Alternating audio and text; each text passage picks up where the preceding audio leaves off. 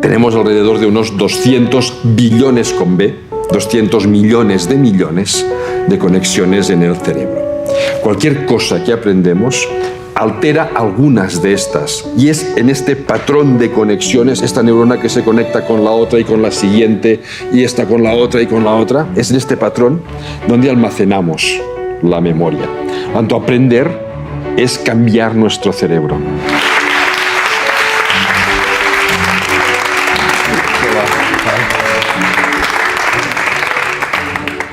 Bueno, pues es un placer estar aquí con todos vosotros para pasar pues un rato hablando de educación y de neurociencia. Más o menos ya me conocéis, por eso estáis aquí, pero me llamo David Bueno. Yo soy profesor en la Universidad de Barcelona, en el Departamento de Genética, y siempre he estado trabajando en la relación entre genética y cerebro, un poco cómo nuestros genes hacen que el cerebro termine siendo como es, y eso implica pues, trabajar en neurociencia. Neurociencia es comportamiento es aprendizaje, o aprender forma parte de nuestro comportamiento, y es aquí como cuando empecé a meterme hace ya pues, unos 10 o 12 años en el tema de la neuroeducación, de cómo nuestro cerebro aprende, cómo podemos sacar provecho del funcionamiento del cerebro, y un poco es de lo que quería pues, hablar hoy también con vosotros. Pero establezcamos un diálogo, vamos hablando todos. Hola David, yo soy Chema, soy maestro de educación primaria y soy especialista de educación física. Entonces mi pregunta va un poco relacionada con esto. ¿Qué opinión tienes tú como experto en este sistema educativo que estamos tendiendo a hacer, en el que cada vez las artes, las plásticas, la música y la educación física va teniendo menos importancia en la educación de nuestros pequeños? ¿Cómo tú crees que eso afecta o tiene una importancia en el desarrollo neurocognitivo de nuestros alumnos? Mira, lo puedo resumir en una sola palabra: horrible. Es horrible limitar las horas de plástica, de música, de educación física, porque precisamente son los aprendizajes más transversales que hay, especialmente en primaria, también en secundaria, pero especialmente en primaria. El resto de asignaturas deberían construirse encima de la música, la plástica y la educación física. La educación física, por ejemplo, exige coordinación de movimientos, pero es que exige aprender a secuenciar los movimientos. Cuando tú haces cualquier actividad física, si estás lanzando pelotas a una canasta, si primero sueltas la pelota y después haces así, la pelota no jamás llegará a la canasta. Tienes que secuenciar los movimientos. Pues bueno, la parte del cerebro que aprende a secuenciar es exactamente la misma que después nos permite secuenciar cualquier actividad de nuestra vida. Saber que primero debemos hacer una cosa y después otra, que al revés no funciona. Por lo tanto, a través del ejercicio físico estamos entrenando partes del cerebro que van a ser cruciales para leer, para sumar, para cualquier otra actividad intelectual. No solo eso, el ejercicio físico hace que las neuronas de nuestro cerebro puedan establecer más fácilmente conexiones entre ellas. Es un sistema químico, se descubrió hace 2 o 3 años, no más. Pero hacer ejercicio posibilita después poder aprender cualquier otra cosa, con mucha más facilidad que si no se ha hecho ejercicio físico. Lo mismo podría decir con la música. La música es una gimnasia cerebral. Es de las pocas actividades que activan todo el cerebro simultáneamente, más que resolver una multiplicación o No. La música.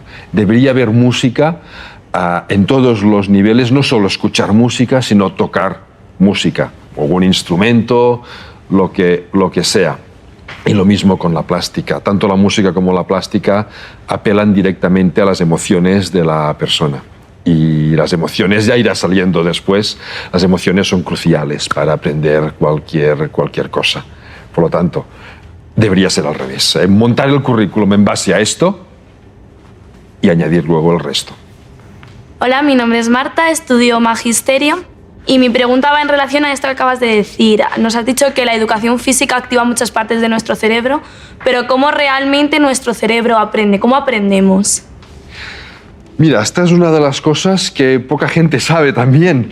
A ver, la neurociencia es una gran desconocida todavía porque solo hace 15 o 20 años que se está trabajando a nivel profundo con el cerebro humano. Cualquier cosa que nosotros aprendemos, el cerebro lo guarda en un patrón de conexiones determinado. Me explico mejor. A ver, nuestro cerebro está formado por células, por neuronas. Tenemos aproximadamente unos 85.000 millones de neuronas en el cerebro, pero el número no es importante. A ver, necesitamos un mínimo para funcionar como seres humanos, pero no viene ni de 5.000 ni de 10.000 millones más o menos. No se es ni más listo ni menos listo, ni más creativo ni menos creativo. Lo que importa para el cerebro son las conexiones que hacen estas neuronas entre ellas. Tenemos alrededor de unos 200 billones con B, 200 millones de conexiones en el cerebro. Cualquier cosa que aprendemos altera algunas de estas conexiones y es en este patrón de conexiones, esta neurona que se conecta con la otra y con la siguiente y esta con la otra y con la otra, es en este patrón donde almacenamos la memoria. Por tanto, aprender es cambiar nuestro cerebro, cambiarlo físicamente, porque hacemos conexiones nuevas. Esto es lo que es aprender. No solo eso, cuantas más conexiones haya en un aprendizaje, mejor lo recordamos y con más eficiencia lo podemos utilizar. Y cuantas más zonas distintas del cerebro conecte cualquier aprendizaje, también mejor lo recordamos y con más eficiencia lo podemos utilizar. Lo que significa que para aprender bien, un aprendizaje debe ser transversal y contextualizado. Puesto en un contexto implica muchos elementos más.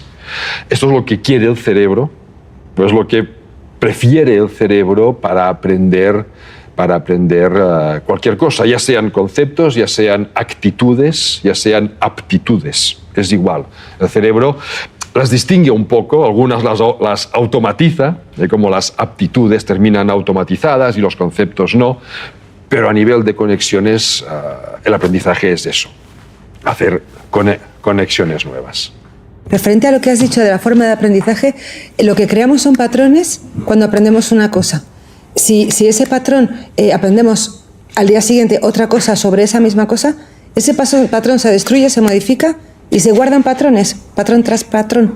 Cuando nosotros aprendemos una cosa sobre la que ya sabíamos algo, sí, el patrón que se genera no es completamente nuevo.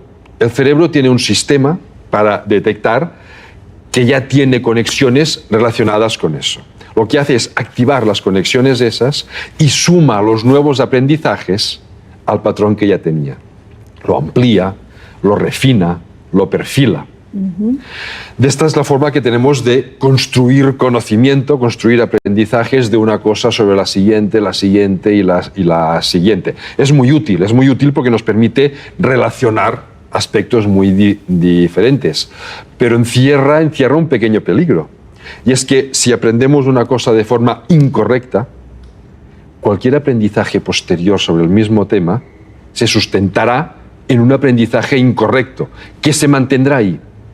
Aprender es fácil, el cerebro busca aprender, está programado para aprender, pero le cuesta muchísimo desaprender. Desaprender es muy complejo para el cerebro. Está programado para hacer conexiones nuevas, pero excepto en un momento muy concreto de la vida que es la adolescencia, que es otro mundo, ya hablaremos, excepto en este instante, le cuesta mucho deshacer las conexiones que ya ha hecho. Considera que si en un momento dado ha hecho una conexión es porque era interesante. ¿Para qué borrarla luego? Y la guardamos siempre. Lo guardamos siempre, aunque sea incorrecto. Lo que no significa que no podamos modificar aprendizajes incorrectos. A través de repetir muchas veces el mismo aprendizaje de forma correcta, al final terminamos teniendo más conexiones correctas que no incorrectas. Pero las incorrectas siguen ahí y en algún momento dado pueden aparecer sin que nos lo esperemos. Yo soy Clara, me dedico a gamificación y más o menos todo esto entra en este bloque.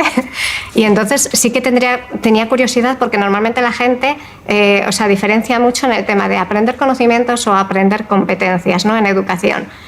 Quizá nos hemos centrado mucho en el tema del conocimiento y ahora intentamos centrarnos en el tema de competencia, pero por lo que comentas del cerebro, digamos que el cerebro aprende competencias, ¿no? A ver, el cerebro es dinámico, no es estático, está constantemente en flujo, pasando información de un sitio a otro. Esta información pueden ser conocimientos, conceptos, pero sobre todo son actitudes y aptitudes, son las competencias. Saber una cosa porque sí, al cerebro no le importa lo más mínimo y por lo tanto tiende a no retenerlo o a no retenerlo bien. Lo que le interesa es qué hace con ese conocimiento, que eso es toda la parte de competencias o de procedimientos. Aprender uno sin el otro no sirve absolutamente para nada. El cerebro busca mezclar las dos cosas. Y si tiene que elegir, elige antes las competencias que los conceptos por sí mismos. Y tú que te dedicas a la gamificación, la forma natural, instintiva. Aprender es un instinto. Tú dejas a un niño solo y aprende. Aprende lo que encuentra a su alcance, pero aprende. La forma instintiva que tenemos de aprender como especie es a través del juego. De ahí la gran importancia de la gamificación. El juego es ensayo, el juego es error, el juego es perfeccionamiento, el juego es interacción con el entorno y muy especialmente con las demás personas. El juego es posibilidad de equivocarte sin que pase nada. Y aquí está la gran importancia del juego como herramienta educativa. De hecho, la educación en los centros escolares debería ser vivida como un juego. Un juego no significa estar siempre divertido, siempre riendo.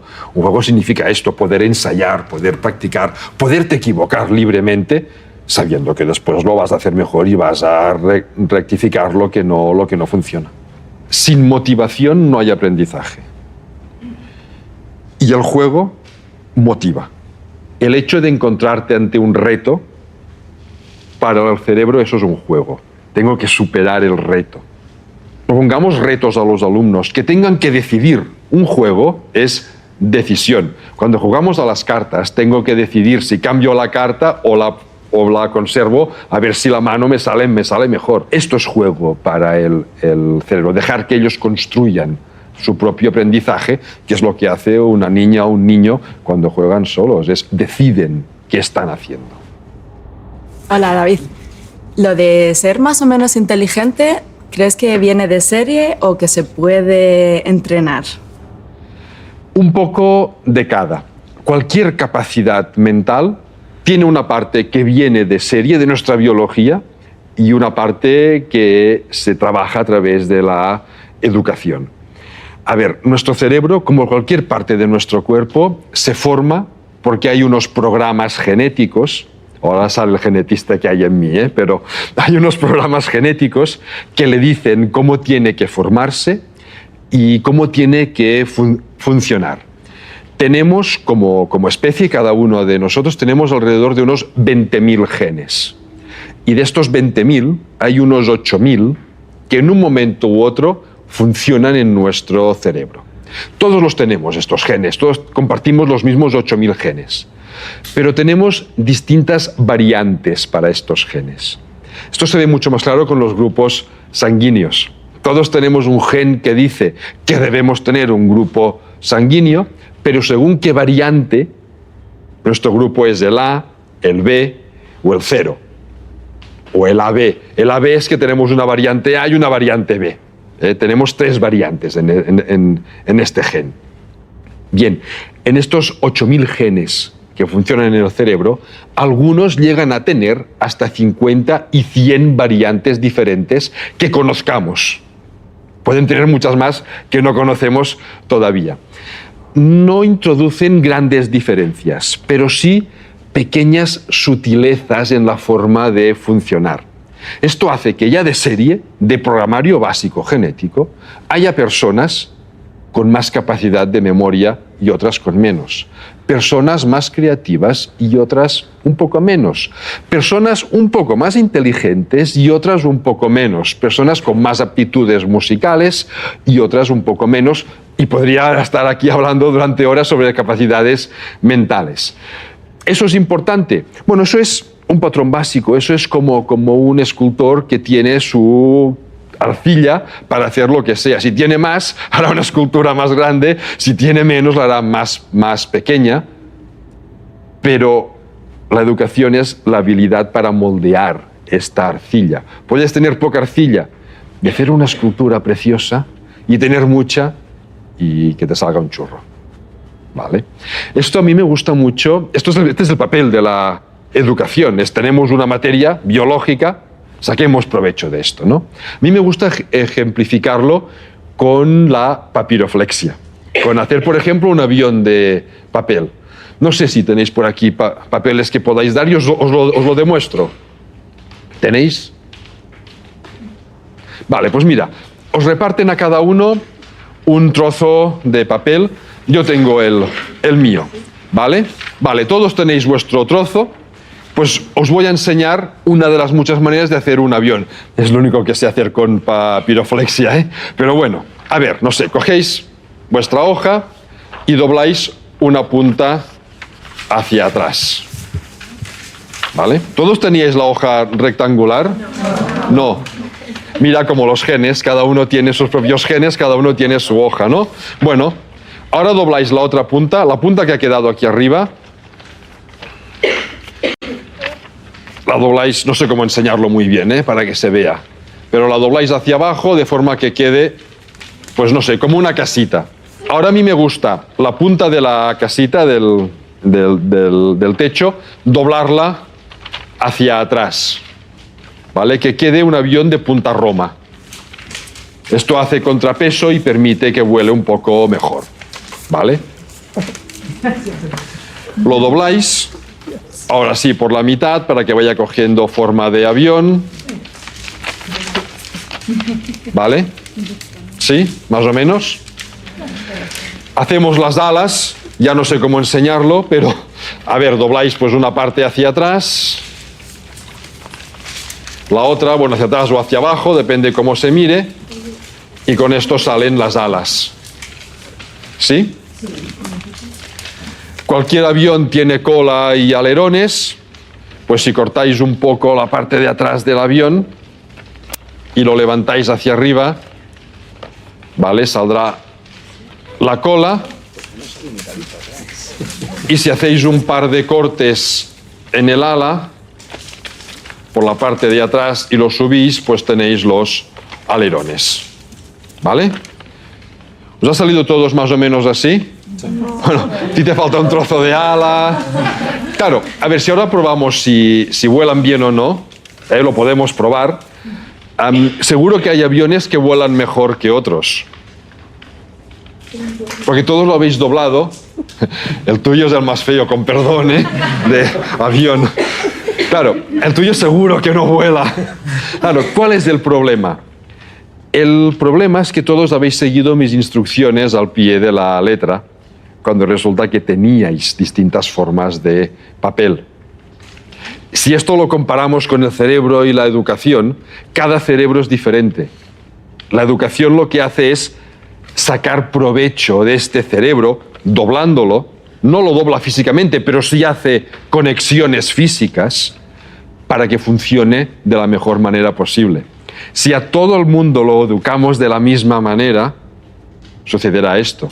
Habrá algunas personas que les funcionará muy bien la educación porque se adaptará a su cerebro y otras que no les funcionará nada bien. La educación tiene que ser tan personalizada como sea posible para sacar el máximo provecho. Si esto es que os falta un trozo de avión, hubieses hecho un doble primero para que quedase un rectángulo, a partir de ese rectángulo sería un poco más pequeño, pero hubiese salido exactamente un avión que volaría bien, ¿vale?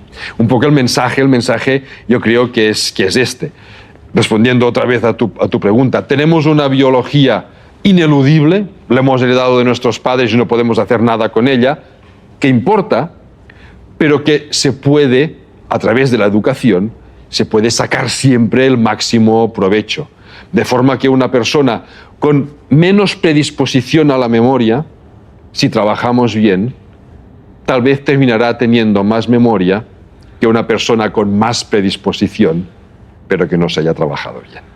Bueno, pues si os parece podemos probar. Si vuelan, lo hacemos todos a la vez, ¿vale? Cuento hasta 3. 1, 2 y 3. Bueno. Me encanta el ejemplo, creo que ha sido súper gráfico de entender cómo cada cerebro es único, ¿no? A pesar de un poco la partida que nos dan nuestros padres y nuestras madres, pero el mensaje significativo de esto en el fondo es de cara a los maestros es que se han acabado las etiquetas, ¿no? Es decir, que los alumnos no son ni listos ni tontos, ni se le dan bien unas cosas ni se le dan bien otras. Entonces, ¿cómo podemos combatir este mensaje de las aulas tan centradas en si no se te dan bien la lengua, que se te den bien las mates y si no viceversa, y entender esa diversidad de cerebros que hay dentro del aula y que cada cerebro es único? ¿Cómo los maestros debemos de enfocar esta parte de la diferencia de esas capacidades dentro del aula? No es sencillo. No es sencillo eliminar las etiquetas, no porque no se puedan y no se deban eliminar, es porque socialmente estamos acostumbrados a etiquetarlo todo. ¿Cómo hacerlo? Pues dando, a ver si se me entiende, poca importancia a las cosas que nos salen bien. Las cosas que nos salen bien son importantes porque permiten mejorar. Es dando una visión positiva. Aquel alumno que no se le dan bien las mates, la visión que él debe tener, y por lo tanto es la visión que tendrán sus compañeros y que deben tener sus padres, no es que no se le dan bien, es que puede mejorar. Todo el mundo es bueno porque todo el mundo puede mejorar. La etiqueta que nos deberíamos poner, empezando por nosotros mismos, y por lo tanto llevarlo a nuestros alumnos, la etiqueta es: somos personas que pueden mejorar. Hola David, soy Javi, maestro de primaria, y mi pregunta está relacionada un poco con las leyendas urbanas. ¿Cuáles son los mitos más populares relacionados con el cerebro y qué hay de cierto en ellos, si es que hay algo de verdad? Hay muchos mitos. De hecho, el cerebro ha sido el gran desconocido. Seguimos sin saber muchas cosas de él, pero ya hay algunas que sí que empezamos a saber. Uno de los mitos más extendidos es el del 10%. Solo usamos el 10% de nuestro cerebro. No, lo usamos todo. Este mito surgió en el siglo XIX, cuando no se sabía para qué servían muchas partes del cerebro. Y después se le atribuyó a Einstein, como si por el hecho de que lo hubiese dicho Einstein, como era tan listo, tenía razón. No, el mito es muy anterior. A ver, para empezar, usamos todo el cerebro, pasa que no lo usamos todo simultáneamente. En cada momento usamos la parte del cerebro que necesitamos para hacer esa tarea. Cuando estamos hablando usamos unas zonas distintas a cuando estamos tocando un instrumento musical o a cuando estamos manipulando algo con las manos. Si juntamos todas las actividades que hacemos en nuestra vida o en nuestro día, estamos usando el 100% de nuestro cerebro. Otro de los mitos que hay es el de las inteligencias múltiples. Y este es un mito que voy a desmitificar para remitificarlo otra vez. A ver, cuando salió la hipótesis de las inteligencias múltiples, fue muy útil porque hasta ese momento se consideraba la inteligencia como una sola cosa y muy centrada en lógica matemática, en lingüística y en poquita cosa más. Bueno, las inteligencias múltiples lo que dijo es, no, hay muchos más aspectos de la personalidad humana que son cruciales para nuestro día a día y que se reflejan en nuestro potencial. La parte interpersonal, la intrapersonal, capacidad de pensar tú solo o de analizar tus propios pensamientos, tus propios procesos mentales. La inteligencia naturalista te permite relacionarte con el entorno. La inteligencia físico-cinestésica, el poder moverte, el poder realizar una serie de ejercicios.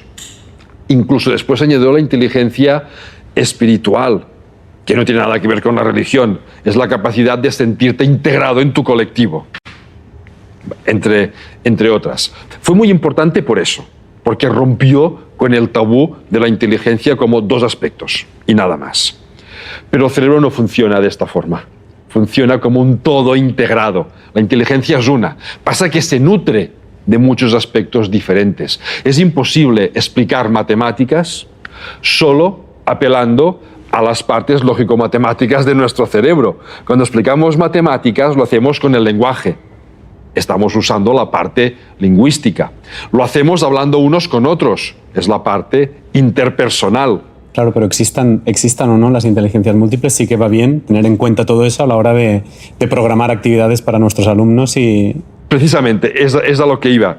Desmitifico las inteligencias múltiples, pero siguen siendo muy útiles pensar en estos términos, sabiendo que el cerebro no funciona así, cuando planificamos ejercicios, cuando planificamos cualquier actividad con nuestros alumnos. Si incluimos muchas de estas partes, el aprendizaje es más transversal, más contextualizado, y el cerebro lo asimila muchísimo mejor, lo puede usar con más eficiencia. Cuando es un mito, que siendo un mito, bueno, como recurso, pues sigue siendo muy, muy útil. Hay otros. Podríamos estar hablando también horas sobre mitos, solo para apuntar otro. El mito que dice que si los niños o las niñas escuchan la música de cierto músico, serán más inteligentes. Pues no. Escuchar música o tocar un instrumento, hacer música, es una gimnasia brutal para el cerebro, ya lo he dicho antes, pero da igual de qué músico sea. Lo importante es la música, ¿vale? Has dicho que el cerebro, inicialmente, ¿no? que actúa, por un lado, ¿no? la función ejecutiva, corrígeme si me equivoco, ¿no? porque el tema del cerebro tampoco controlo, por función ejecutiva realizas una cosa, pero está funcionando sobre esa parte del cerebro, es decir, el cerebro no es multitasking, digamos. Entonces, pero tú cada vez que haces algo, por ejemplo, si lo conectas con la parte emocional, aunque sea un acto mecánico, es porque tú lo has aprendido de esa manera en unas circunstancias emocionales determinadas. Entonces, sí estás conectando distintas partes del cerebro. Sí, siempre conectas. Es imposible tener solo una parte del cerebro conectada. Hagas lo que hagas, el cerebro se nutre de muchas cosas diferentes. Pero entonces sí podríamos decir que el cerebro es como dijéramos multitasking, ¿no? Hace varias tareas al mismo tiempo implicando a distintas áreas, distintas zonas. A ver, no es que haga muchas tareas al mismo tiempo, es que utiliza muchas zonas para realizar una tarea. Y cada zona está especializada en un aspecto diferente. De hecho, el multitasking, a ver, funciona y no funciona. Tenemos distintos tipos de memoria. La memoria sensorial, que es lo que nos permite captar cosas del entorno. Esta memoria dura menos de un segundo y se olvida. La memoria a corto término, esta es la que nos permite hacer multitasking, pero no permite gestionar más de 5 o 6 cosas simultáneamente, que ya son muchas, ¿eh? Ya son muchas y esto es el máximo. Mucha gente no llegamos ni a eso. Pero este multitasking no dura más de 20 segundos. Por lo tanto, es un multitasking a muy, muy corto término, ¿vale? La memoria a largo término no es multitasking. Está centrada en una cosa y después pasa a otra. Lo que pasa es que la de corto término puede estar sacando información ahora para esto, ahora para aquello. Lo que sí es importante, que has mencionado, son las emociones. Las emociones son cruciales en cualquier aprendizaje. De hecho, sin emociones, el cerebro no recuerda nada, porque no le importa. Al cerebro le importan las emociones, el resto es accesorio a las emociones. Las emociones son patrones de conducta preconscientes, es decir, que se generan sin que seamos conscientes de que se están generando, y hasta que no se manifiestan, no somos conscientes de esa emoción. Son patrones de reacción rápida. El miedo es una emoción, la alegría es una emoción, el asco es una emoción. Es lo que nos permite reaccionar sin pensar, porque son preconscientes, ante una situación que puede ser una amenaza o una oportunidad para sacar provecho antes que otro, ¿vale? Y eso es lo que el cerebro valora, esta inmediatez que le permite sobrevivir. Sin emociones, nadie sobreviviría. Las emociones se generan en una parte profunda del cerebro muy primitiva que se denominan amígdalas. pero no son las del cuello. Si a alguien le han extirpado las amígdalas, sigue teniendo emociones. Es una palabra polisémica, significa varias cosas. Como las emociones son cruciales para sobrevivir, cualquier aprendizaje que lleve emociones asociadas, el cerebro lo interpreta como: es importante para sobrevivir, tengo que recordarlo bien por si vuelve a pasar algo parecido, saber qué debo hacer. Por eso el cerebro almacena muy bien cualquier aprendizaje que lleve emociones, y el resto, como no es importante para sobrevivir, ¿para qué gastar neuronas recordándolo? Hola, soy Carmela, soy profesora de educación infantil y especialista en educación emocional. Y por ahí va mi pregunta. En tu libro he visto que defiendes las emociones positivas como una parte importante de la enseñanza y de la educación. ¿Qué opinas del dicho "la letra con sangre entra"? ¿Funciona? Pues ahora diré una cosa políticamente incorrecta, pero luego la desharé. Fenomenal. La letra con sangre puede entrar, pero es un riesgo, es un peligro, es una mala construcción de la personalidad de cualquier individuo. A ver, antes decía que las emociones son cruciales para los aprendizajes, pero es un arma de doble filo. El miedo es una emoción. ¿Se puede aprender a través del miedo? ¿La letra con sangre entra?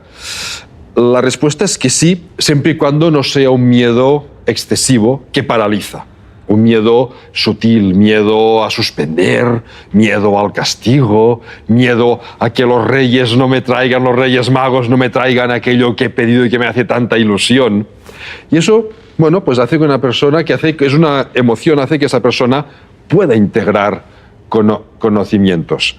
Pasa que a medio y largo término el resultado es nefasto. Por lo tanto, jamás hay que educar a través del miedo. Es nefasto porque el cerebro asocia con mucha facilidad aprender a miedo. Y para esa persona el aprendizaje pasa a ser una cosa que da miedo, que da temor. Cuando a esa persona ya nadie le obliga a aprender nada, cuando terminas tus estudios, son personas que no van a querer aprender cosas nuevas en su vida porque automáticamente, inconscientemente, asocian aprender a miedo. Pero eso es imposible. Cada día aprendemos cosas nuevas, solo con levantarnos, hablar con un compañero, estar con los alumnos, leer la prensa, leer un libro. Cada día aprendemos cosas nuevas. Por lo tanto, van a ser personas con menos calidad de vida porque vivirán su día a día con un cierto temor. El de ¿qué va a cambiar hoy? Aparte van a ser personas que no van a querer ser transformadoras de su entorno. Yo creo que una parte muy importante de la educación es formar personas que sean transformadoras, que se integren en la sociedad, que respeten a toda la sociedad, pero que si algo no les gusta, se sientan capaces de transformarlo por las vías adecuadas de cualquier transformación. Pero claro, transformar significa innovar, significa cambiar, significa aprender cosas nuevas. Por lo tanto, van a ser personas que no serán transformadoras. En cambio, ¿qué emociones son las que no solo ayudan a aprender, sino que además generan personas que a medio y largo término sí van a querer ser transformadoras, no les va a dar miedo el cambio, la innovación, el aprender a aprender, esto que está tan de moda, aprender a aprender? Pues una es la alegría. La alegría es una emoción que se transmite socialmente. El miedo es individual, yo tengo miedo, los demás no sé. La alegría la manifestamos para ser transmitida socialmente. No es risa. La alegría es esta cara con una boca relajada, los ojos algo más abiertos de lo que es habitual, sin tensión, que transmite a las demás personas: no hay nada que temer. Yo no represento ningún peligro para vosotros, vosotros no representáis ningún peligro para mí, por lo tanto podemos confiar unos en otros, podemos crecer conjuntamente. Aprender a través de la alegría significa aprender con confianza, ¿vale? Y aquí está la gracia de la alegría. Y hay otra emoción tan importante como la alegría para los aprendizajes, y es la sorpresa. Las amígdalas de las que hablaba antes son las que detectan si una situación es una amenaza, miedo, ira para defendernos, o es una oportunidad. Pero ¿qué pasa si la situación no sabemos cómo interpretarla? Se activa la emoción de sorpresa. La sorpresa es no sé qué es. La sorpresa tiene muchas ventajas. La primera es que para responder a la sorpresa se activa otra zona del cerebro que está al lado mismo de las amígdalas, que se llama tálamo, que es el centro de la atención. La sorpresa incrementa la atención. ¿Por qué? Porque si no sabemos eso qué es, hay que estar atentos para ver qué es. Y sin atención no hay aprendizaje, o es mucho menor. Pero no solo eso. El tálamo, esta estructura del cerebro, no solo forma parte del sistema de atención, sino de otro sistema más amplio junto con otras zonas, que es el sistema de la motivación. Y la motivación es crucial en cualquier aprendizaje. Sin motivación tampoco no hay aprendizaje posible, o es mucho menor. La motivación necesita también su pequeño apunte. A ver, la motivación no es nada más que un aporte extra de energía al cerebro en forma de glucosa, que es lo único que come el cerebro, y oxígeno para poder quemar la glucosa para generar energía. Pues la motivación es un aporte extra de glucosa y oxígeno que permiten al cerebro funcionar con más eficiencia y durante más tiempo. Por eso una persona motivada puede trabajar mucho rato sin cansarse. Al final le viene todo el cansancio de golpe. Claro, ha consumido mucha energía y su cuerpo le debe hacer saber que ahora toca descansar un rato. Sí. Pero una persona sin motivación está cansada antes de empezar. ¿Por qué? Porque no tiene energía ni para empezar a hacer nada. De ahí la importancia de la sorpresa, atención, motivación. Y otro aspecto más, la motivación es placentera. Como hay más energía al cerebro, funciona holgadamente y eso nos genera placer, sentimiento de recompensa. Lo que hace que todo lo que aprendas en este circuito, el cerebro lo valora como algo positivo, una recompensa, algo que da placer. Estos son los dos puntos, las dos emociones claves para el aprendizaje: alegría, confianza y sorpresa. Atención, motivación, placer y recompensa. Hola, soy Gladys y soy madre de 3 niños adolescentes. Y yo a veces no los entiendo. No nos comunicamos bien. Parece que hablan otro idioma diferente del mío. ¿Cómo funciona el cerebro de un adolescente? Mira, te comprendo muy bien. Yo soy padre de 2 niños adolescentes, así que, y tampoco no los entiendo muchas veces. Te cuento. Mira, la adolescencia es una época de cambio brutal, radical, y quien menos se entiende son los adolescentes a ellos mismos. O sea, nosotros no los entendemos, o nos cuesta entenderlos, pero es que a ellos les cuesta todavía más entenderse. Es una época de cambio radical. Pasan de ser niños y depender de sus padres para todo, a ser jóvenes, adultos, que van a hacer la vida por su propia cuenta. Eso es un proceso de maduración impresionante para el cerebro. Suceden muchas cosas aquí. Sucede, por ejemplo, que se eliminan conexiones neurales. Antes, cuando hablaba de que es muy fácil hacer conexiones y muy difícil para el cerebro deshacerlas, hay una excepción, la adolescencia. Es una época que se produce lo que se llama el podado neuronal. Como un árbol que podas las ramas que sobran, pues el cerebro analiza todas aquellas conexiones que no usa, las elimina. ¿Para qué tenerlas si no las uso? Entonces es una época importante de que sigan trabajando con el cerebro para que las mantengan, cuantas más mejor, ¿vale? Pero el cerebro lleva a esto. Claro, este podado significa que a veces algunas actitudes que tenían de niños de repente desaparecen. Y hasta que no aparece la nueva conexión... La construyen, ¿no? Hasta que no construyen una nueva conexión, parece que estén desorientados. No lo parece. Están desorientados, pero es que no hay la conexión, no la encuentran porque no existe. Tienen que hacerla de nuevo. Es la época en que madura la capacidad de raciocinio, madura el control emocional. Claro, y alguien dirá, control emocional y adolescentes como que no casan mucho, ¿no? No, el descontrol emocional que muestran señala, indica que están madurando emocionalmente. Ahora, ¿cómo madura el cerebro? Madura por ensayo y error. Ante cualquier circunstancia ensayan una respuesta emocional que funciona, que es bien valorada por su entorno, por los adultos. Eso queda implantado en el cerebro. Al cabo de un día, de 5 minutos, otra circunstancia, otro ensayo emocional, a lo mejor fallido. Hacen una auténtica criaturada y todo el mundo, pero si parecía que estaba madurando, ¿ahora por qué hace esto? Porque le toca hacerlo, porque está ensayando. Lo importante no es el descontrol emocional, lo importante es que a medida que van pasando los años, cada vez haya menos descontrol y se vaya ciñendo a los comportamientos adultos. Eso es lo que indica que están madurando. Aquí también hay un riesgo. Decía, ellos perciben que maduran bien por su interacción con el entorno, que son los padres, son los maestros y son sus compañeros. Lo que significa que si los compañeros valoran bien una respuesta emocional que en los adultos no funcionará, puede quedarles implantada. Ahí viene la gran tarea del profesor como líder de su aula.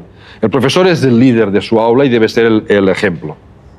Pues la gran tarea del profesor de evitar, reforzar comportamientos emocionales que no son provechosos para ellos.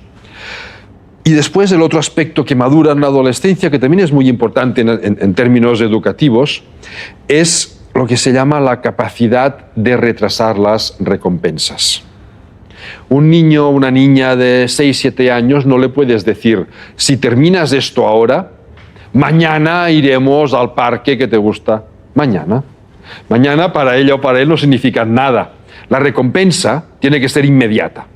Esta capacidad madura durante la adolescencia y de hecho no termina de madurar del todo, de media, hasta los 34 años. Por eso los jóvenes necesitan más inmediateza que los que ya hemos superado esa edad, que podemos esperar un poquito más, ¿no? O mucho más. Sí. Esto se nota mucho, por ejemplo, en los adolescentes en el bachillerato. Cuando empiezan primero de bachillerato, en todos los institutos se les dice, la nota que saquéis del primer trimestre, pensad que os va a contar para la selectividad y según esto, según la nota final, podéis elegir o no el estudio que más os guste. Es un tema que conozco bien. Yo durante 10 años, y sigo este año en activo, coordino las pruebas de biología de selectividad en Cataluña. Unas pruebas que hemos hecho precisamente contextualizadas y transversales para aprovechar el potencial del cerebro. A todos se les dice esto y todos racionalmente lo entienden todos. Muchos no lo pueden aplicar. Prescindir ahora de media hora de ir a jugar con los amigos para estudiar más y sacar 2 décimas más. No les importa. No les veces. importa. Exacto, sí. Y después les va a venir de 2 décimas. Algunos maduran cuando terminan primero y en segundo se ponen las pilas. Otros terminan segundo y no han madurado todavía.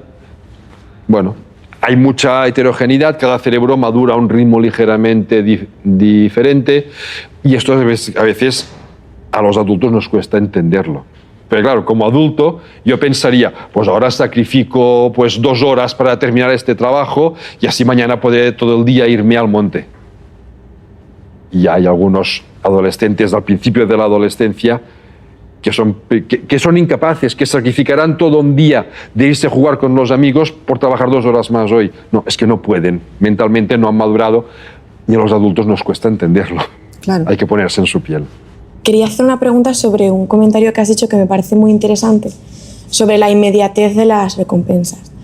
Hoy en día vivimos en una sociedad en la que las tecnologías forman parte de nuestro día a día y creo que sobre todo en la sociedad joven, en estos años,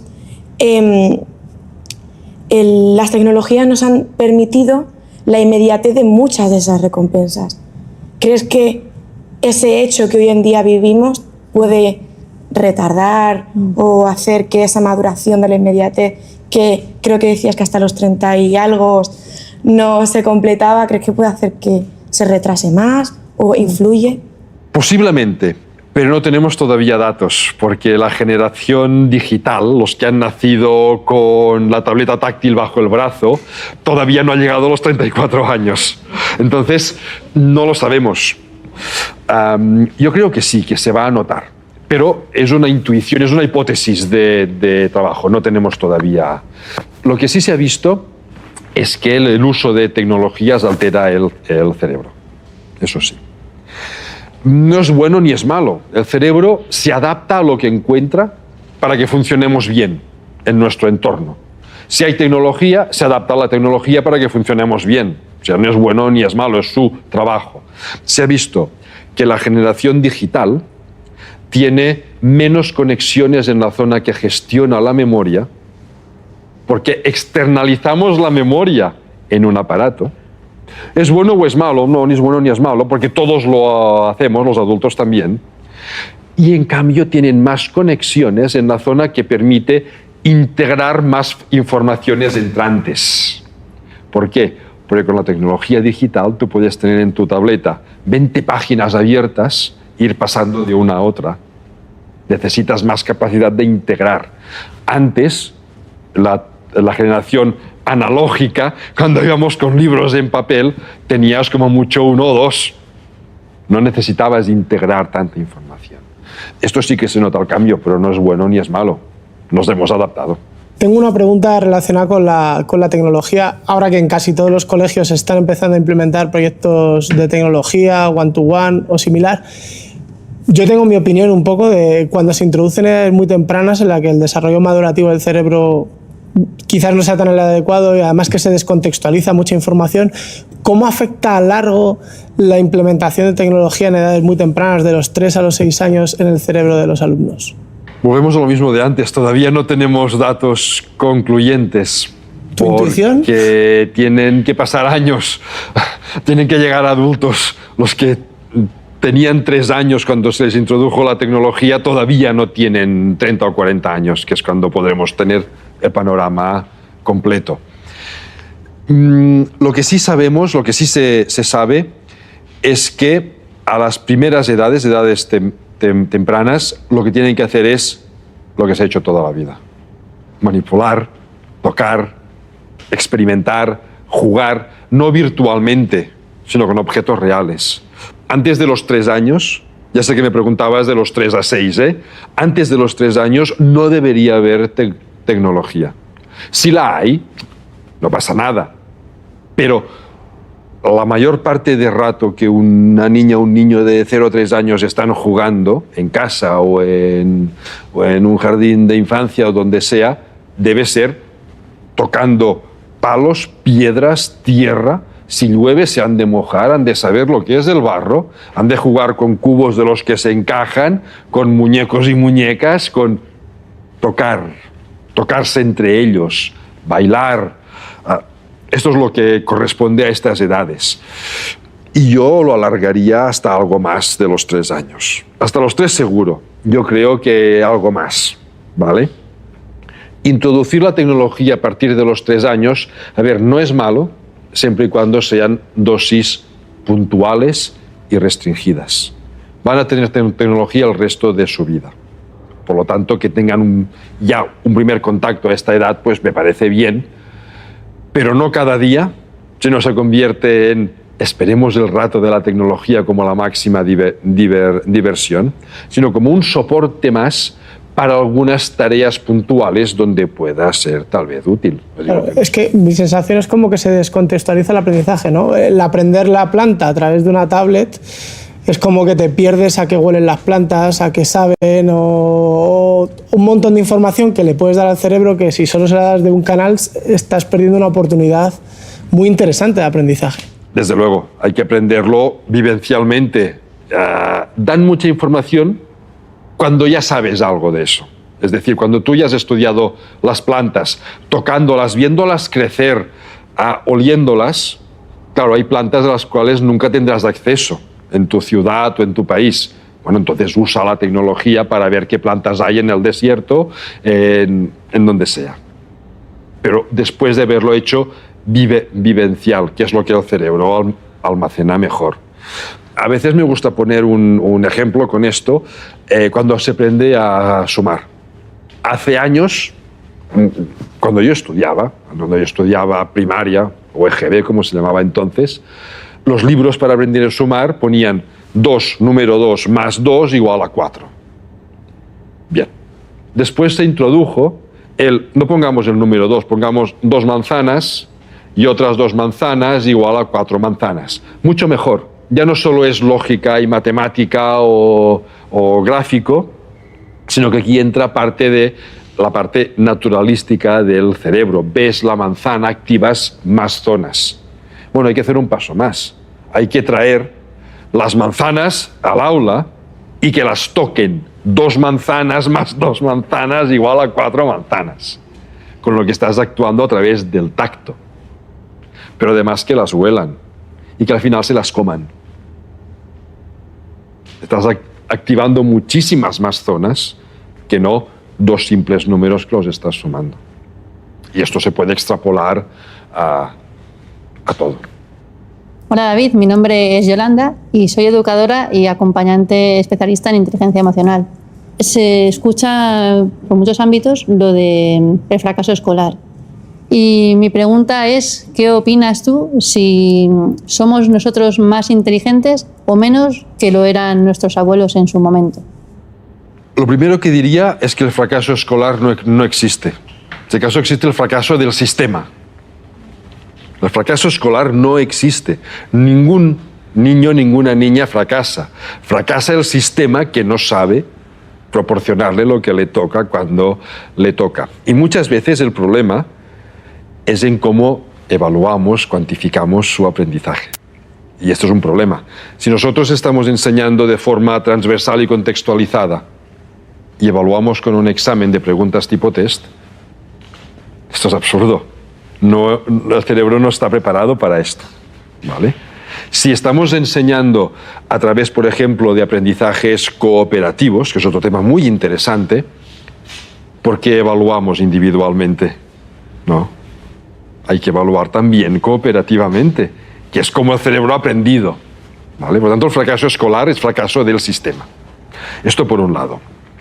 Por otro, somos más o menos inteligentes que nuestros abuelos. Somos exactamente igual de inteligentes, ni más ni menos. La inteligencia es la capacidad que tiene nuestro cerebro de adaptarse al entorno. Nuestro cerebro se adapta a nuestro entorno y al de nuestros abuelos se adaptó a su entorno. Ahora, a mí me dan un azadón para ir a plantar y no sabría ni por dónde empezar.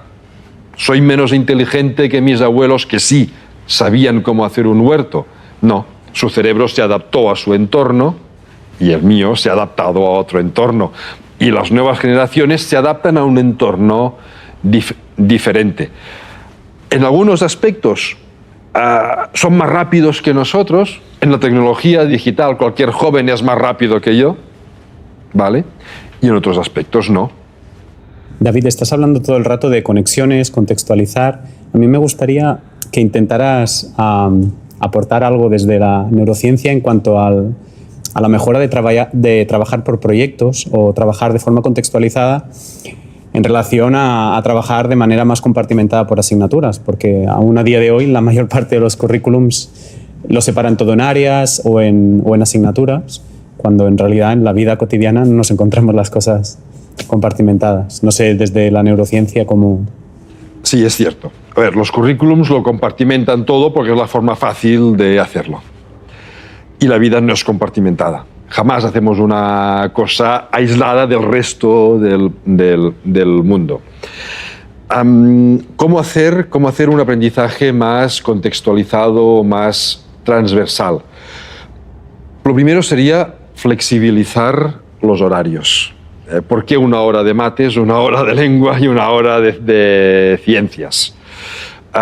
Mezclémoslos. Mezclémonos los profesores, mezclemos los alumnos y que se trabaje de forma paralela. Antes hablaba del ejemplo de sumar manzanas y después te las comes, llevado a alumnos de más edad, de una secundaria. ¿Por qué, por ejemplo, no estudiar el movimiento parabólico en física junto con el profesor de educación física. Bajas al patio. Ese día, en vez de tener el móvil apagado, no, todo es el móvil encendido y grabando, haces tiros libres a canasta. Es un tiro parabólico. Lo grabas, a cámara lenta lo reproduces y con el movimiento puedes calcular, y sabiendo el peso de la pelota y la gravedad, puedes calcular qué fuerza ha hecho el que ha metido la pelota en la canasta, el que no. Esto es más contextualizado, porque no vamos por el mundo calculando tiros parabólicos balísticos de un proyectil que jamás en tu vida has visto y no vas a tirar, por suerte. ¿Vale? En cambio, una pelota o una canasta, sí, lo has hecho muchas veces y lo vas a continuar haciendo. El trabajo cooperativo, que es el que se suele usar o el más útil en un proyecto, es crucial para el cerebro. A ver, el cerebro, decía, integra muy bien todo aquello que activa muchas áreas del cerebro. Bien, estar en sociedad, estar con otras personas, activa prácticamente todo el cerebro. Lo activa prácticamente todo porque es lo más exigente. De hecho, estar con otras personas es lo que más energía consume. Tienes que estar pendiente de los demás, de sus intenciones, de sus emociones, de su estado emocional, de qué te pueden aportar a ti para sacar provecho, de qué puedes aportar tú, porque si no aportas nada te echan, de mantener tu individualidad, pero al mismo tiempo integrarla en un colectivo. El trabajo cooperativo incluye todo esto y por lo tanto permite almacenar mejor, no más datos, sino más calidad de los datos que almacenas. Aquí viene otra discusión interesante, es cantidad de información versus calidad. Tenemos que priorizar la calidad de la información. Pasa que el trabajo cooperativo también tiene que entenderse bien. Trabajar cooperativamente no es todos alrededor de una mesa haciendo lo mismo. Esto es todos alrededor de una mesa haciendo lo mismo. El trabajo cooperativo es todos nos planteamos un objetivo común y cada uno aporta una parte ligeramente diferente, solapada con los de los demás, complementaria a los de los demás, para alcanzar ese objetivo común. Eso lo que hace es que cada uno se sienta partícipe, se sienta integrado, se sienta responsable y valores a los demás, porque si alguien falla, ese objetivo no se alcanza de la misma forma. Hola David, yo soy Carolina, estudiante de educación infantil, y me gustaría saber desde tu punto de vista cuál crees que es la mejor edad para empezar con un nuevo idioma. Cualquier edad es buena para empezar con un nuevo idioma. De hecho, ser bilingüe o políglota es una protección durante la vejez contra el Alzheimer. Por lo tanto, cualquier edad es buena para empezar a aprender otro idioma. Lo que cambia es la manera como aprendemos ese idioma. Hasta los 3-4 años, el cerebro tiene activados unos programas genéticos y neurológicos que permiten aprender idiomas solo por contagio. A nadie le enseña a un niño o una niña de 2 años o de 1 año a hablar.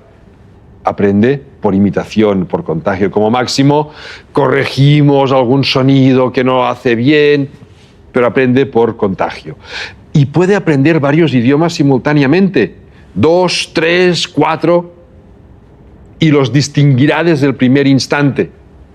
Tal vez, si aprende más de un idioma simultáneamente, los que somos bilingües hemos aprendido 2 idiomas simultáneamente, tardas un poquito más en lanzarte a hablar, 15 días más.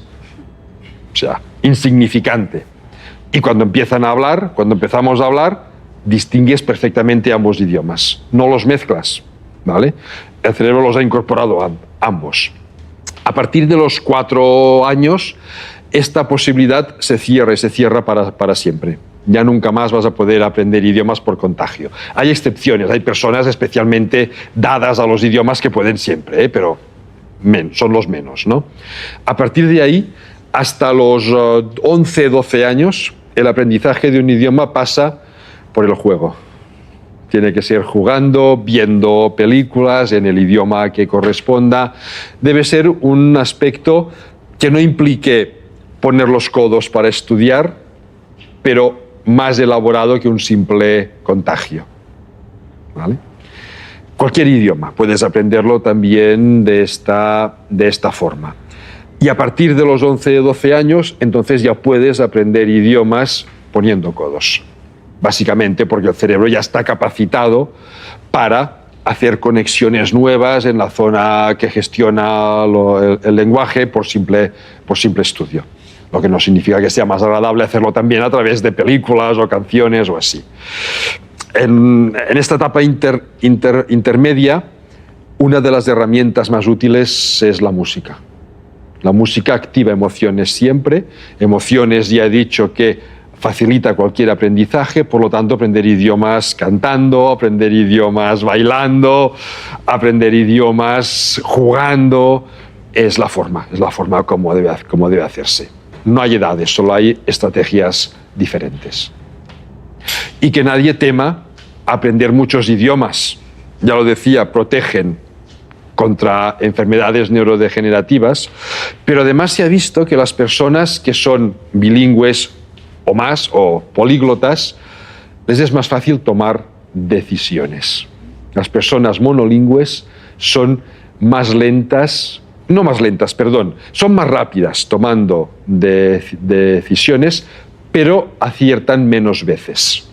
Por un motivo, es simple entrenamiento. Una persona bilingüe, su cerebro, aunque tú no te des cuenta, su cerebro está constantemente decidiendo en qué idioma me hablan, en qué idioma debo responder. Por lo tanto, la zona de toma de decisiones está muy trabajada.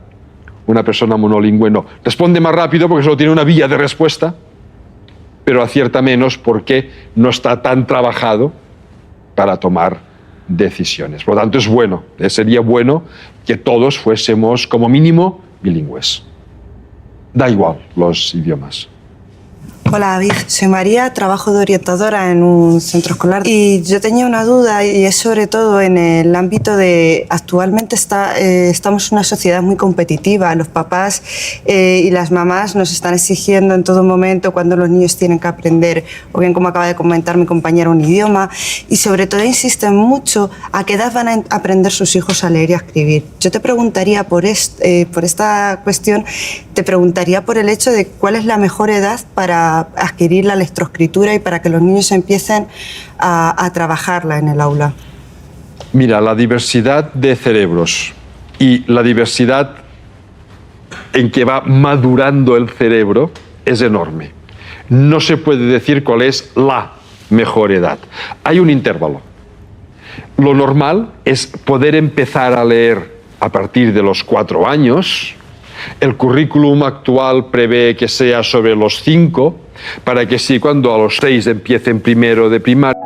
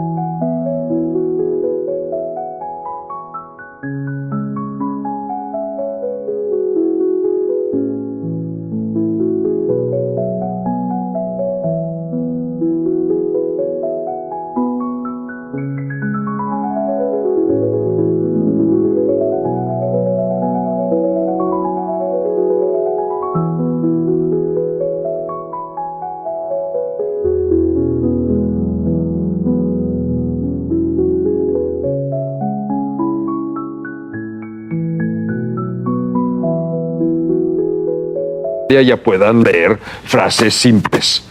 Pero hay mucha diversidad. Hay algunas niñas, algunos niños que con 3 años pueden aprender y otros que hasta los 6 o 7 su cerebro no ha madurado suficiente para aprender a leer. Leer es muy bestia para el cerebro. Es muy bestia. Exige mucho. Exige tener un dominio de la lengua oral, que eso a partir de los 3-4 años la mayor parte de personas tienen, pero además implica tener lista la maduración, no que haya madurado, pero que pueda empezar a madurar la zona de abstracción del cerebro, porque el lenguaje escrito es abstracto. Un palito vertical del que salen 3 palitos horizontales lo llamamos E mayúscula, por convenio. Por sí mismo ese símbolo no lleva ningún sonido asociado. Esto es abstracción. El problema no es empezar a los 3 o a los 6, el problema es forzar la máquina más allá de sus límites. Si tú obligas a un niño de 5 años a leer y su cerebro no ha madurado, no va a aprender a leer.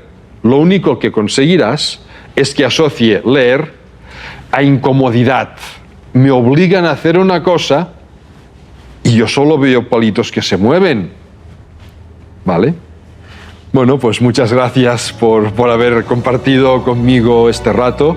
Yo os invito a tener charlas de estas, a seguir trabajando en temas de educación y neurociencia y a no dejar de preguntar y de preguntaros y de preguntarme cosas.